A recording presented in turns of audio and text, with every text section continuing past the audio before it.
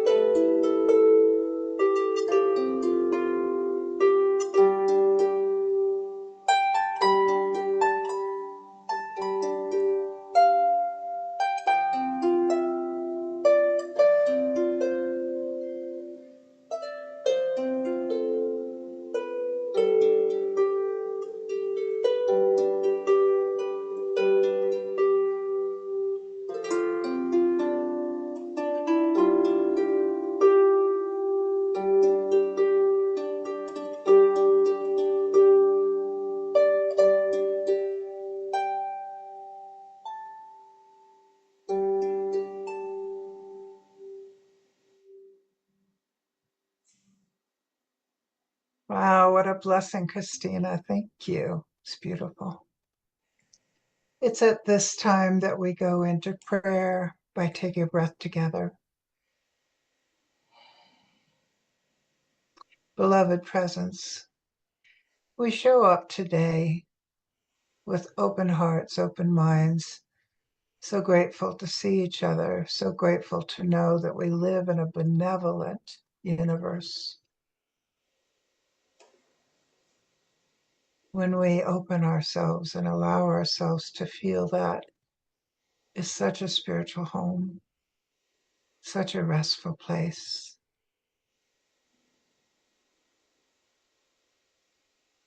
There are so many times that we get distracted as humans, and we're so grateful to come back to what is meaningful, what is a purpose for us each, and what we always share, this oneness, this connectedness, this beingness.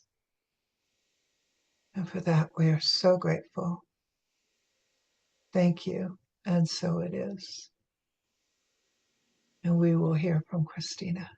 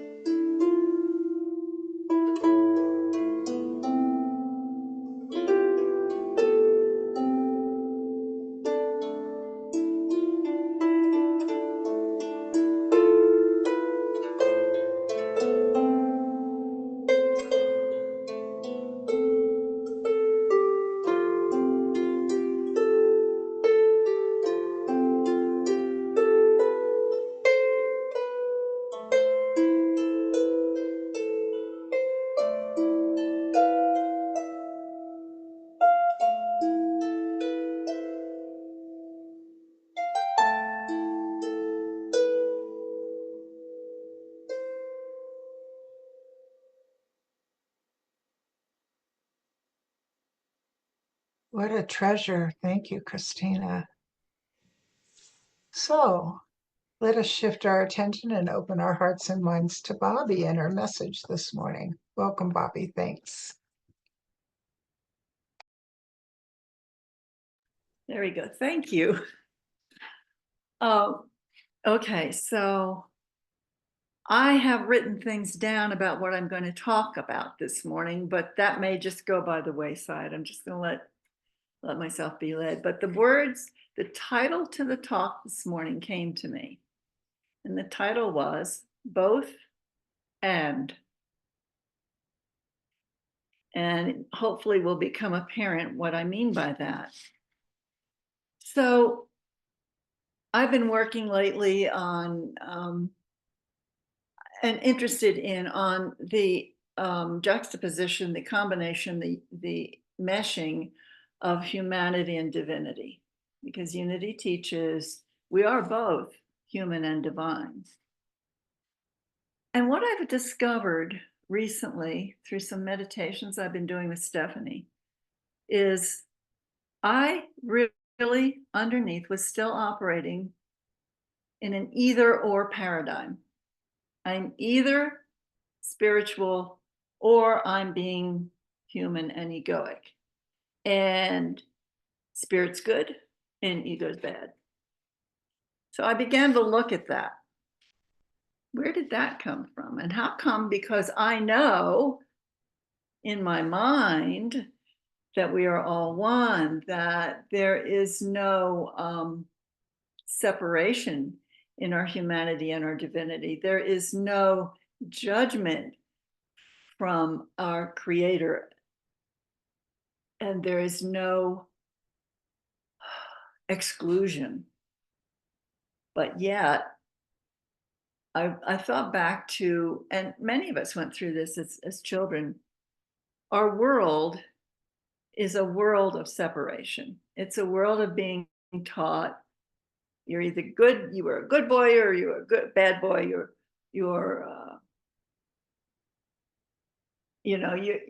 Your behavior is in ego or it's in spirit, and never the twain shall meet.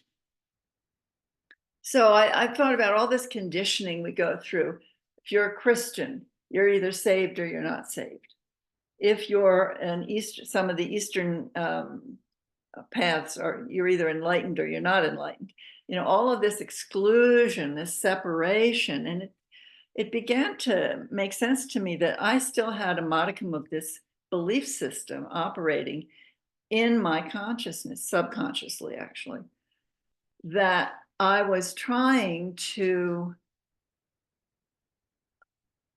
make my heady beliefs, my mind, my sorry about this, my thinking blend with my isness, and it wasn't jiving. Okay. And back when I was teaching and studying A Course in Miracles, I remember the Course in Miracles was a great thing for me because it started to move me from the Christianity I was raised in to another framework of it, a reformatting of it into the voice of Jesus saying something much more consistent with what the Bible teaches about Jesus. But I remember thinking, even in the Course in Miracles, that there was this thing I had to make a choice between in every given moment. And that was I either choose to be in ego or I choose to be in spirit. And the old conditioning in me was going ego bad, spirit good. So, and that was happening below the level of my awareness at that point, below my thinking, but it was there. So I constantly would go through all of my human actions, and something in me would say, you need to perfect that. You need to get better at that. And so I would judge them. And then when you're ready, you'll be at the gates of heaven, as the Course in Miracles said, and you'll be lifted up. It was very close to my thinking of Christianity, where if you do enough penance, that you'll be acceptable to God. So given that paradigm, my thinking was that if I chose to be an ego, which I said was my choice, I could go to the bad side, that would somehow block or void or separate me from my spiritual nature. So that there were two things, right? Ego and spirit. Now, in oneness, are there two things? No. And yet, our minds cannot comprehend how these two concepts that it creates, ego and spirit, can actually be one. It's a mental thing that it's a paradox that the mind is not equipped to make sense of. And that is okay. But back then, I didn't think that was okay. I thought, without thinking, that I was either in one place or the other. And so I was in charge of whether I was being spiritual or whether I was being ego driven. Now, get this, I was in charge. Do you see the humor in that? I mean, how arrogant was that? Oh gosh, I can decide whether my being is that God made perfect or spirit made or creator made perfect and holy is holy enough. So I would run around with my little ego trying to look for my ego, trying to fix my ego. And it was quite frustrating and quite energy sapping. So, and I had all these subconscious feelings of guilt and failure. So every time I thought I was doing something wrong as a human, I would go into guilt, I would chastise myself, I would judge myself.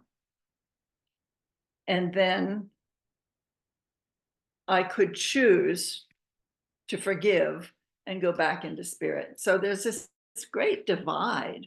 It's like a great chasm between my humanity and my divinity. And again, I didn't recognize it until recently that I still held that chasm in my belief system. So, and of course, when you have that belief system, then you think, well, I'm not there yet. I'm not there yet. I have to get perfect. I have to do better. I have to choose spirit like 89% of the time instead of 50%. You know, it's like this whole syllabus of how to be spiritual. It's like, oh my goodness. So after the Course in Miracles, I tuned into the teachings of Adyashanti, and that took some of the guilt away because Adya was very human, and he taught a lot of the Eastern Zen kind of concepts of presence and isness and being still, and that when we meditate, we are not seeking God, but we are that which we are seeking. And so I kind of was tuning into that a little more. And then, of course, unity teachings are about oneness. We are all one. We are all good. We are all God. And all of that was coming into me in a big way. So, but I still, even with those teachings and those journeys that I took, was this underlying thing, not enough, not enough, not enough. So recently, working with Stephanie, and we were doing a little how our spiritualness and our humanness are part of the same thing, how our humanness allows our spiritualness to exhibit. I can't put words to it, but there it is. So instead of going around and thinking subconsciously, okay, God, let me choose to fix myself because I know I did a wrong thing, and I'm going to, wait a minute. When I'm ready to present myself to you, then I'll come to you, and, then you can accept me. I will fix it. There's the arrogance again. So I didn't know how I was hijacking and distorting the truths of beingness, and how I was like trying to make them fit into this old paradigm. So I'm going to see if I can help, if you will consent. Let's go on a little journey together, and I'll go into this little exercise that Stephanie taught me. And this kind of brings us down into the feeling embodiment of the words that I've been saying, which are so heady that I can't even get my own head around them. But let's go into the feeling sense. So as we did in the meditation earlier, our body contains heart, lungs, organs. They're all working together simultaneously to the good of the whole, right? There's, we don't go, heart, you're not getting blood fast enough to my liver, so bad you. We don't do that. It's just a synchronicity. So what we're going to do in this is we're going to, you can think of it, it's not really a meditation, but let's close our eyes. And think of something that is annoying you, or something that you think is not quite right, or you want to be different about you. Is it that you desire things? Because a lot of spiritual paths teach that we should let go of our desires so that we can become free.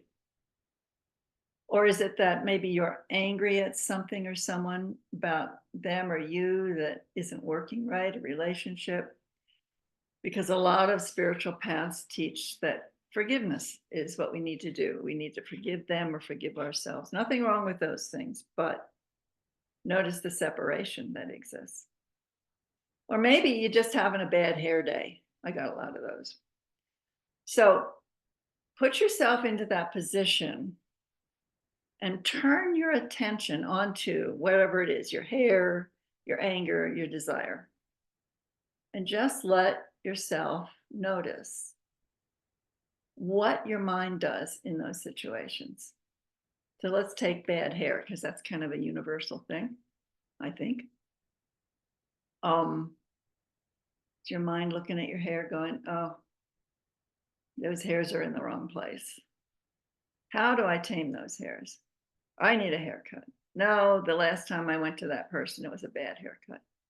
It's her fault. Oh, this is a reflection on, how I appear, and now I'm judging my image. Oh, bad me. Maybe I should just let it go. Does your mind ever do stuff like that? Like have a whole continuous conversation about what's wrong and then judge you for making that judgment? Okay. Is there anything wrong with your mind doing this? Be honest, because this is where I got caught up. I wanted to make it my mind's fault. Oh, mind, look what you're doing, you silly thing. You think your job is to make us separate, and so we're all one, and you're just like not going with the flow here, mind. You need to stop making judgments. You need to stop making situations and judging them so that I think things are wrong or not good. So, was there anything wrong with your mind being your mind? Is there anything wrong with a dog being a dog or a cat being a cat? The mind does that. It's okay. It's what keeps the illusion of our separate self going in the world, right? If we didn't have a mind, what then? So, first thing to realize, the mind is okay. We don't have to judge it. Now, the second thing to realize, and again, let's look at the bad hair day. If you're judging your hair today, it's not right. I can't show my face in public. Did that whole episode, that whole movement of mind change anything about the awareness that is simply aware? What is it that notices what the mind is doing? It's our awareness of it, right? We are that which notices. So the fact that you can move into an awareness, into an observer state, like we did in our meditation this morning, and notice what the mind is doing, that's part of our nature true. That's our spirituality. We are both the mind and the spirit, the body and the spirit. And so the fact that we're putting our attention on our bad hair doesn't in any way, shape, or form remove us from the awareness that we are. that which we are. That's still there. All we have to do is go back and look again, put our attention on spirit. There it is. It's simultaneous. It's both and. I hope you can see the subtle difference I'm making there. And it's so subtle. It was so subtle for me that I didn't even really see it as a difference. And for the longest time, it's like, yes, because I have to filter everything through a mind, there's going to be a mind that tries to separate things out into concepts. And the awareness that is aware of that mind doing that is still there. It's still operating regardless of what the mind does. In fact, it enfolds and embraces the mind. It loves the mind. It loves my human side because that's all it is. So your spiritual nature is completely unharmed and unchanged by your mind making judgments about your hair.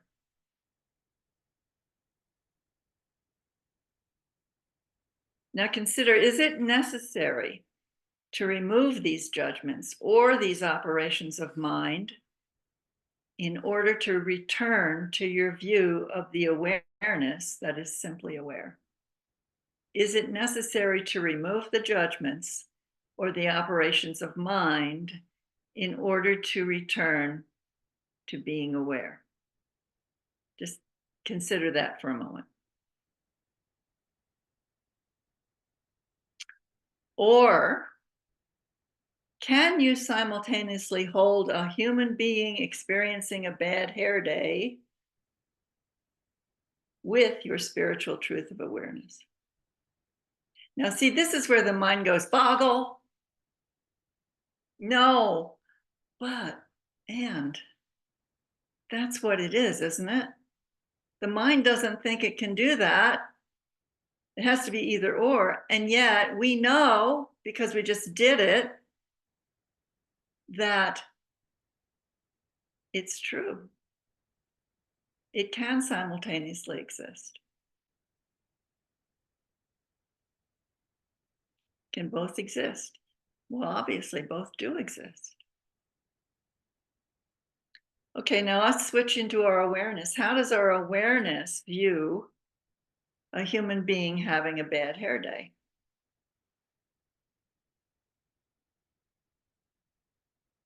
Does it allow the experience to be just as it is?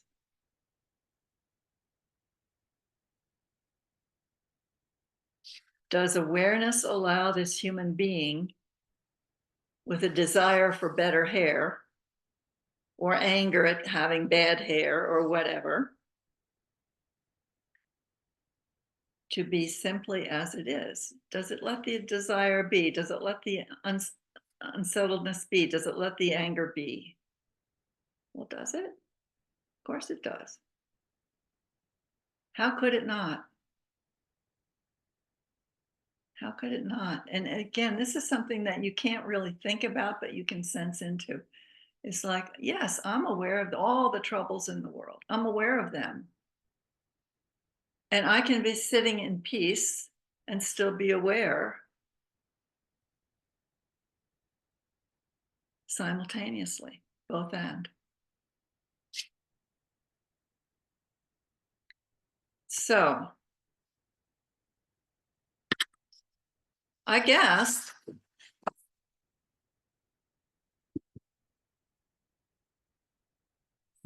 the whole point of all of this is getting deeper, deeper, deeper into this trueness, the truth of our nature. Who are we really? What is it?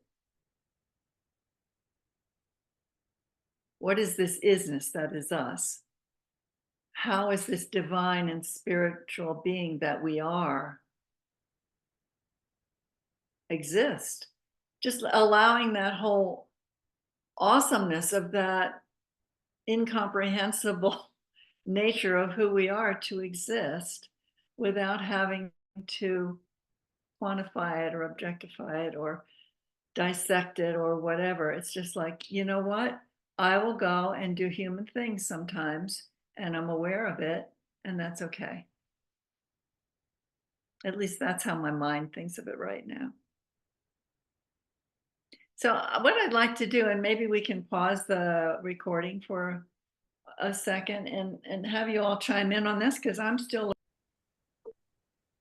And now let us hear from Christina. Thank you, Bobbie.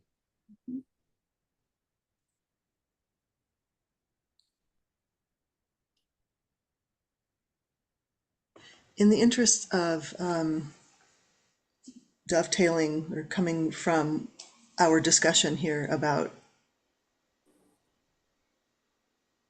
a lot of things, but also about how things, some concepts cannot be spoken of.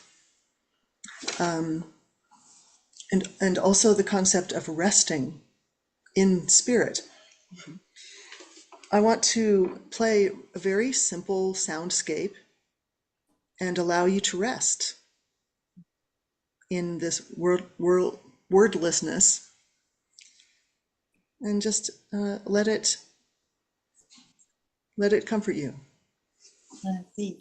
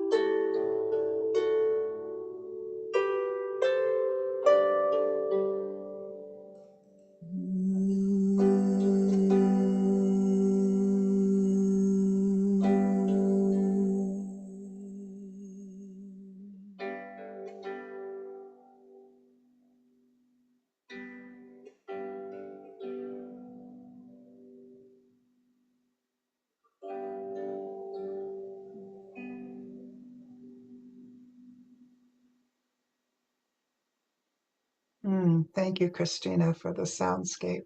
Perfect. So let us go into our donation of love and light by remembering very fully who we are, that our essence is of love and light. let us not just remember it with our mind, but with our body, with our heart, with our entire self. What does this light feel like?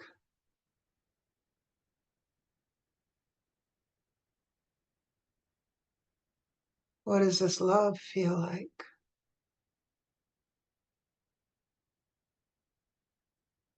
And when we make the simple choice of letting go, letting life be, we notice we share this love and light with great ease. It's a simple thing. It is not depleted, it is not limited by sharing it.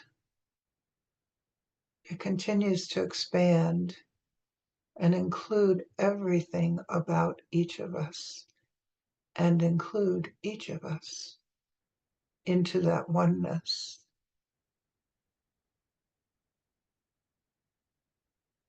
We take a moment to be grateful for our blessings.